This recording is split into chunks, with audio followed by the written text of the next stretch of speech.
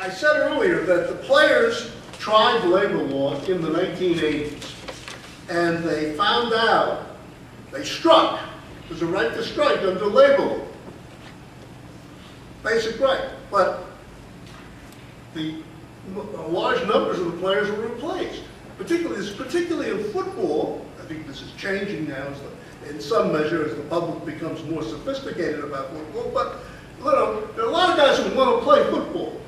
Even I wanted to play football, although I was only in high school 150 pounds and a little taller than I am now. So I wasn't, I didn't get too far.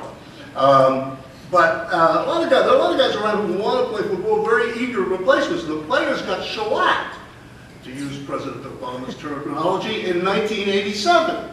And the players said, hey, we got to think of a different way of going about it. So they said, well, after we've bargained, once we've exhausted the bargaining process and reached impasse, we'll sue in antitrust, because then antitrust should supplant labor. That was unsuccessful. That was unsuccessful.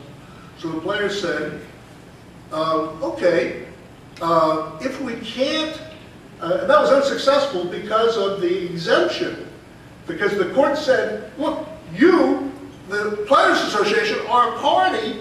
Maybe your agreement has expired, but you still have an ongoing bargaining relationship with the owners.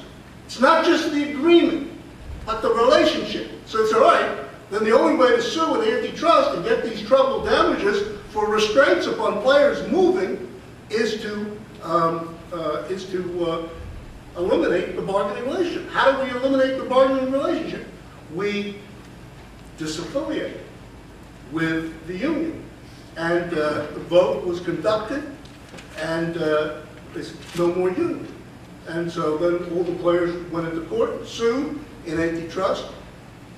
Well, the owners said, hey, this is a sham. This is a phony deal. But they lost. The Judge Duggan in Minneapolis said that even where the union disaffiliates, their motivation doesn't matter. So long as they establish that they're clearly disaffiliating, and they filed papers with the United States Department of Labor saying we're no longer a union. They went through all so no more bargaining relationship. No more bargaining relationship, no more exemption from the antitrust law.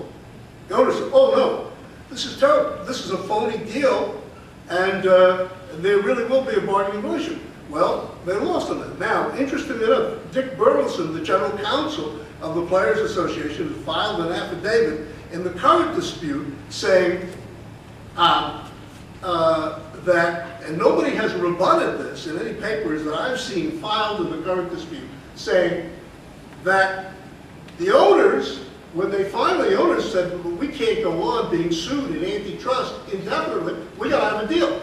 And the sine qua non for the deal is that you reappear, Mr. Union, Mr. Players Association. And because, why not? Because what good is a deal to us, a collective bargaining agreement, if the players are going to go on suing us every time they're unhappy about their inability to move to the team that they want, so that they can get the compensation that they want. So, the sine qua non for a settlement was mirabile dictu, the reappearance of the union and the reappearance of the collective bargaining agreement. Before this dispute, in 1996, the Supreme Court kind of put the final touches on this approach when the Supreme Court said that in a case called Brown against Pro Football, you've got this Brown against Pro Football decision which says says clearly, now the Supreme Court is saying, hey, it's one thing or the other. You want to bargain, you got to bargain, and you can't sue an antitrust because of the exemption. Only when collective bargaining is gone so clearest way for collective bargaining to be gone is for the employees to disagree. Now,